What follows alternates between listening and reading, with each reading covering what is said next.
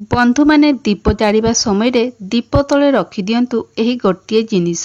जदि आपनकर शत्रु संख्या बढ़ी चलीछंती, शत्रु माने प्रत्येक क्षेत्र रे आपनकु हैरान करूछंती, आपनक विरुद्ध रे जहा भी करूछि तो ताहा सहित हेबाकु लागिबो। शत्रु आपनकर कोनोसी भी क्षति करि परिबो नाही। तेबे आपनकु आपनक घरे सेतिपई गोटिए छोटिया उपाय पालन करिवाकु पड़िबो।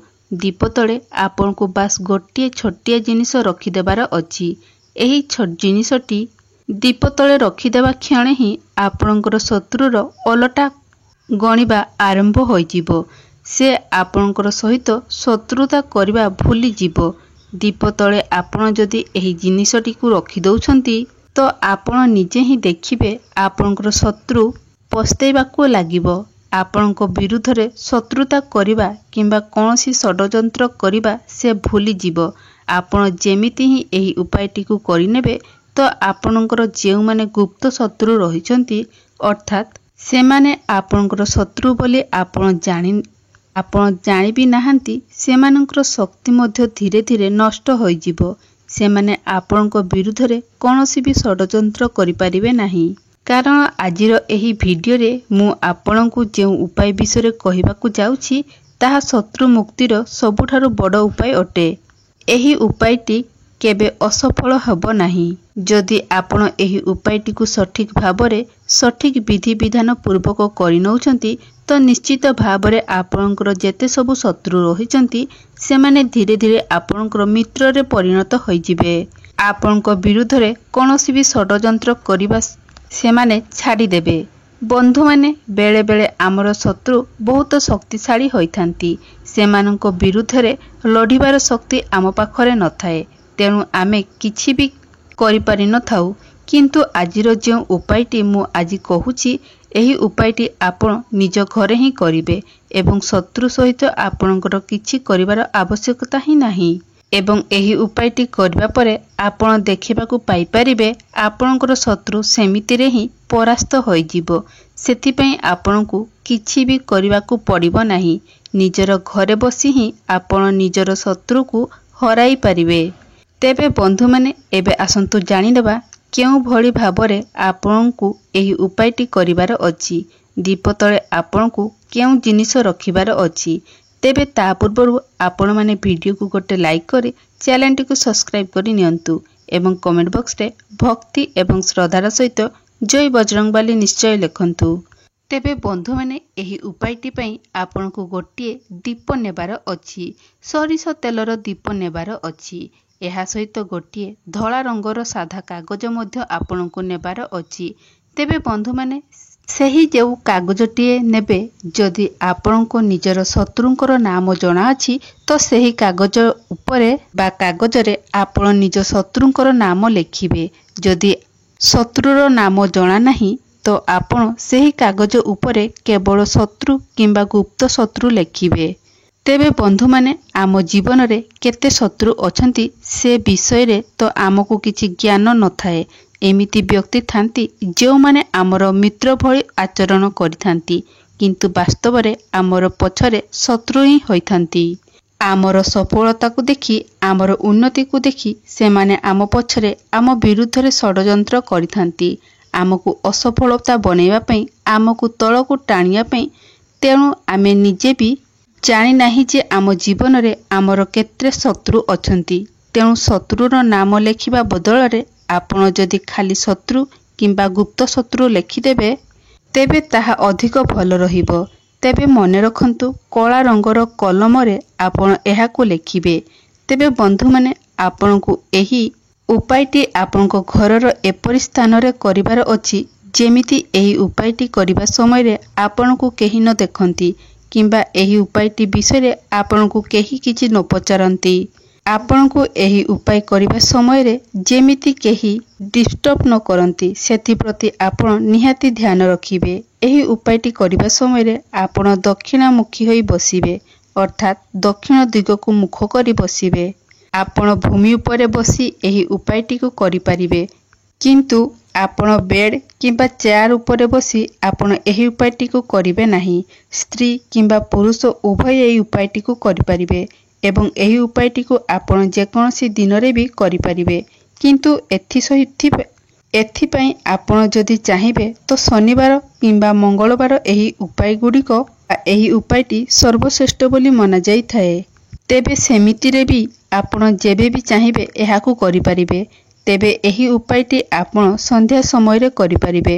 ସନ୍ଧ୍ୟା ସମୟରେ ଏହି ଉପାୟଟିରୁ ଆପଣଙ୍କୁ ଅଧିକ ଶୁଭ ଫଳ ପ୍ରଦାନ କରିବ। ଆପଣ ଚାହିଁଲେ ଏହାକୁ ରାତ୍ରି ସମୟରେ ମଧ୍ୟ କରିପାରିବେ, କିନ୍ତୁ ଦିନରେ ଆପଣ ଏହାକୁ କରିବେ ନାହିଁ। ଦିନରେ ଏହି ଉପାୟଟିକୁ କରିବା ଦ୍ୱାରା ଆପଣଙ୍କୁ କୌଣସି ଫଳ ପ୍ରାପ୍ତି ହେବ ନାହିଁ। ଏହା ବ୍ୟତୀତ ଦିନରେ ମଧ୍ୟ ସମ୍ଭବ ରହିଛି ଯେ ଆପଣଙ୍କୁ କେହି ଡିଷ୍ଟର୍ବ କରନ୍ତି ନାହିଁ। ତେବେ ସନ୍ଧ୍ୟା ବେଳେ କୌଣସି ବି ସମୟରେ ଆପଣ ଏହି ଉପାୟଟିକୁ କରିପାରିବେ। ତେବେ ମନେ ରଖନ୍ତୁ, ସେଥିପାଇଁ ଆପଣ ଗୋଟିଏ ସୋରିଷ ତେଲର ଦୀପ, ଗୋଟିଏ ଧଳାର ସାଧା କାଗଜ, ଗୋଟିଏ କଳା ରଙ୍ଗର କଲମ ଆପଣ ନିଜ ସାଥିରେ ନେଇକି ଯିବେ ଏବଂ ଯେଉଁଠାରେ ଆପଣ ଉପାୟଟିକୁ କରିବେ ସେଠାରେ ତଳେ ବସି ଆପଣ ଦକ୍ଷିଣ ଦିଗକୁ ମୁହଁ କରି ବସିବେ। ତାପରେ ସେହି ଦୀପଟିକୁ ଆପଣ ଜଳାଇବେ। ଯଦି ଆପଣଙ୍କ ପାଖରେ ପିଢ଼ା ଅଛି ତ ତା ଉପରେ ସେହି ଦୀପଟିକୁ ରଖିପାରିବେ। ଆପଣ ଚାହିଁଲେ ମଧ୍ୟ ଆପଣ ଦୀପଟିକୁ ଭୂମି ତଳେ ରଖିପାରିବେ। ଦୀପ ଜାଳି ସାରିଲା ପରେ ଆପଣ ସେହି କାଗଜ ଉପରେ ଶତ୍ରୁ କିମ୍ବା ଗୁପ୍ତ ଶତ୍ରୁଙ୍କର ନାମ ଲେଖିବେ। ତେବେ ଅଧିକରୁ ଅଧିକ ଆପଣ ସେଥିରେ 3ଟି ନାମ ଲେଖିପାରିବେ। 3ଟିରୁ ଅଧିକ ନାମ ଲେଖି ପାରିବେ ନାହିଁ। ତାପରେ ଆପଣ ସେହି କାଗଜଟିକୁ ଭାଙ୍ଗି ଛୋଟିଆ ବନାଇ ଦିଅନ୍ତୁ ଏବଂ ସେହି ଜଳୁଥିବା ଦୀପ ତଳେ ସେହି କାଗଜକୁ ଆପଣ 1 ମିନିଟ୍ ପର୍ଯ୍ୟନ୍ତ ରଖିଦିଅନ୍ତୁ। ତାପରେ 5 ଥର ଆପଣଙ୍କୁ ଶତ୍ରୁ ଶତ୍ରୁ ଶତ୍ରୁ ଶତ୍ରୁ ଶତ୍ରୁ ଏହିଭଳି ଭାବରେ କହିବାର ଅଛି। ତାପରେ ଆପଣଙ୍କୁ ଶନିଦେବଙ୍କର ଧ୍ୟାନ କରିବାର ଅଛି। ଶନିଦେବ ହେଉଛନ୍ତି ନ୍ୟାୟର ଦାତା, କର୍ମଫଳର ଦାତା। କେବେ ବି କାହା ସହିତ ଅନ୍ୟାୟ ହେବାକୁ ଶନିଦେବ ଦେଇନଥାନ୍ତି। ଯଦି କୌଣସି ଭଲ ବ୍ୟକ୍ତି ଭଲ କର୍ମ କରିଥାଏ ତ ସେହି ବ୍ୟକ୍ତିକୁ ଶନିଦେବ ଭଲ ଫଳ ପ୍ରଦାନ କରିଥାନ୍ତି ଏବଂ ଯେଉଁ ବ୍ୟକ୍ତି ଖରାପ କାର୍ଯ୍ୟ କରିଥାଏ, ଅନ୍ୟାୟ କାର୍ଯ୍ୟ କରିଥାଏ ତ ତାହାକୁ ଶନିଦେବ ଦଣ୍ଡ ମଧ୍ୟ ପ୍ରଦାନ କରିଥାନ୍ତି। ତ ତାପରେ ଆପଣ ଶନିଦେବଙ୍କୁ ପ୍ରାର୍ଥନା କରିବେ ଯେ ହେ ପ୍ରଭୁ ଶନିଦେବ, ମୋର ଗୁପ୍ତ ଶତ୍ରୁ ହୁଅନ୍ତୁ କିମ୍ବା ମୋର ସାମ୍ନାରେ ଯେଉଁ ଶତ୍ରୁ ଅଛନ୍ତି ସେମାନଙ୍କୁ ଆପଣ ପରାସ୍ତ କରନ୍ତୁ। ଏତିକି ପ୍ରାର୍ଥନା କରିସାରିଲା ପରେ ସେହି କାଗଜଟିକୁ ଆପଣଙ୍କୁ ଦୀପ ତଳୁ ନେଇ ଆସିବାର ଅଛି ଏବଂ ସେହି ଜଳୁଥିବା ଦୀପରେ ହିଁ ସେହି କାଗଜକୁ ଆପଣଙ୍କୁ ଜାଳି ଦେବାର ଅଛି ଏବଂ କାଗଜରୁ ଯେଉଁ ପାଉଁଶ ବାହାରିବ ସେହି ଦୀପ ସହିତ ସେହି ପାଉଁଶକୁ ଆପଣ ନେଇ କୌଣସି ଗଛ ମୂଳରେ ପୋତି ଦିଅନ୍ତୁ। ଯେତେବେଳେ ଆପଣ ପୋତିକି ଆସିବେ ତ ପଛକୁ ବୁଲିକି ଆପଣ ଚାହିଁବେ ନାହିଁ। ଆପଣ ସିଧା ନିଜର ଘରକୁ ଚାଲି ଆସିବେ। ତେବେ ଏହି ଉପାୟଟିକୁ ଆପଣଙ୍କୁ ଲଗାତାର 2 ଥର କରିବାର ଅଛି।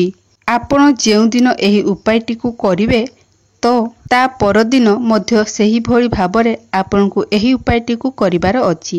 ତେବେ ବନ୍ଧୁମାନେ, ଯଦି ଆପଣ ଶନିବାର ଦିନ ଏହି ଉପାୟଟିକୁ କରୁଛନ୍ତି ତ 2ଟି ଶନିବାର ଆପଣ କରନ୍ତୁ।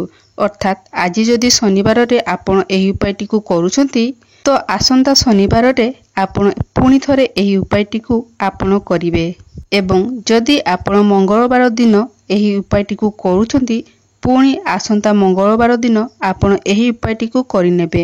ଖୁବ୍ ଶୀଘ୍ର ହିଁ ଆପଣଙ୍କୁ ଏହାର ଲାଭ ପ୍ରାପ୍ତି ହେବ। ତ ବନ୍ଧୁମାନେ ମନେ ରଖିବେ ଯେ ଏହି ଉପାୟଟିକୁ ଆପଣ ଶନିଦେବଙ୍କୁ ସ୍ମରଣ କରି କରୁଛନ୍ତି। ଶନିଦେବ ହେଉଛନ୍ତି ବ୍ରହ୍ମଚାରୀ। ତେଣୁ ଆପଣ ଯେଉଁ ଦିନ ଏହି ଉପାୟଟିକୁ କରିବେ ସେହିଦିନ ଆପଣ ବ୍ରହ୍ମଚର୍ଯ୍ୟର ବ୍ରତ ପାଳନ କରିବେ। କୌଣସି ଆମିଷ କିମ୍ବା କୌଣସି ନିଶାଦ୍ରବ୍ୟ ଆପଣ ଖାଦ୍ୟ ଖାଇବେ ନାହିଁ। ଏହି ଦିନ ଆପଣ ଯେମିତି କାହାକୁ କଷ୍ଟ ନ ଦିଅନ୍ତି ସେଥିପ୍ରତି ଆପଣ ମଧ୍ୟ ନିହାତି ଧ୍ୟାନ ରଖିବେ। ଶନିଦେବଙ୍କୁ ଯେଉଁ ସବୁ ଜିନିଷ ଖରାପ ଲାଗେ, ଯେଉଁ ସବୁ ଜିନିଷକୁ ସେ ଘୃଣା କରନ୍ତି, ସେସବୁକୁ ଜିନିଷଠାରୁ ଆପଣ ଦୂରେଇ ରହିବାକୁ ଚେଷ୍ଟା କରିବେ। ତେବେ ମନେ ରଖିବେ, ଯଦି ଆପଣ କାହାର ଖରାପ ଚିନ୍ତା କରୁଥିବେ, ଆପଣ କାହାର ବିନା କାରଣରେ ଶତ୍ରୁତା ରଖୁଥିବେ ବା ଶତ୍ରୁତା କରୁଥିବେ ତ ଏହି ଉପାୟ ଆପଣଙ୍କର ଉପରେ ମଧ୍ୟ ଭାରି ପଡ଼ିପାରେ। ତେଣୁ ଆପଣ ନିଜର ମନକୁ ପ୍ରଥମେ ପରିଷ୍କାର କରିବା ପାଇଁ ଚେଷ୍ଟା କରନ୍ତୁ। ଆପଣ ପ୍ରଥମେ ନିଜକୁ ସଫା ରଖିବା ପାଇଁ ଚେଷ୍ଟା କରନ୍ତୁ। ସମସ୍ତଙ୍କର ମଙ୍ଗଳ କାମନା କରନ୍ତୁ। ଅନ୍ୟ କାହାରକୁ ଖରାପ ନଜରରେ ଦେଖନ୍ତୁ ନାହିଁ। ଆପଣ ନିଜେ ଭଲ ରାସ୍ତାରେ ଚାଲିବା ପରେ ମଧ୍ୟ ଯଦି ଆପଣଙ୍କର ଶତ୍ରୁ ସୃଷ୍ଟି ହେଉଛନ୍ତି ତେବେ ଆପଣ ଏହି ଉପାୟଟିକୁ ପାଳନ କରିପାରିବେ। କିନ୍ତୁ ଆପଣ ଯଦି ଅନ୍ୟର ଶତ୍ରୁ ହୋଇଥିବେ, ଆପଣ ଯଦି ବିନା କାରଣରେ ଅନ୍ୟ କାହା ସହିତ ଶତ୍ରୁତା କରୁଥିବେ, ଅନ୍ୟର କିଛି କ୍ଷତି କରୁଥିବେ, ତ ଏହି ଉପାୟଟି କରିବା ଦ୍ୱାରା ଆପଣଙ୍କ ଉପରେ ମଧ୍ୟ ଏହା ଭାରି ପଡ଼ିବ। ତେବେ ବନ୍ଧୁମାନେ, ଆମେ ଯଦି ଠିକ୍ ବାଟରେ ଚାଲିବା, ଠିକ୍ ରାସ୍ତାରେ ଚାଲିବା, ତ ନିଶ୍ଚିତ ଭାବରେ ପ୍ରତ୍ୟେକ କ୍ଷେତ୍ରରେ ଈଶ୍ୱର ଆମକୁ ସାହାଯ୍ୟ କରିବେ। ତେବେ ବନ୍ଧୁମାନେ, ଯଦି ମୋର ଏହି ଭିଡ଼ିଓଟି ଭଲ ଲାଗେ ଆପଣଙ୍କୁ, ତାହେଲେ ଭିଡ଼ିଓକୁ ଗୋଟେ ଲାଇକ୍ କରି ଚ୍ୟାନେଲଟିକୁ ସବସ୍କ୍ରାଇବ୍ କରିଦେବେ ଏବଂ କମେଣ୍ଟ ବକ୍ସରେ ଭକ୍ତି ଏବଂ ଶ୍ରଦ୍ଧାର ସହିତ ଜୟ ଶ୍ରୀ ହନୁମାନ, ଜୟ ଶନିଦେବ ନିଶ୍ଚୟ ଲେଖିବେ।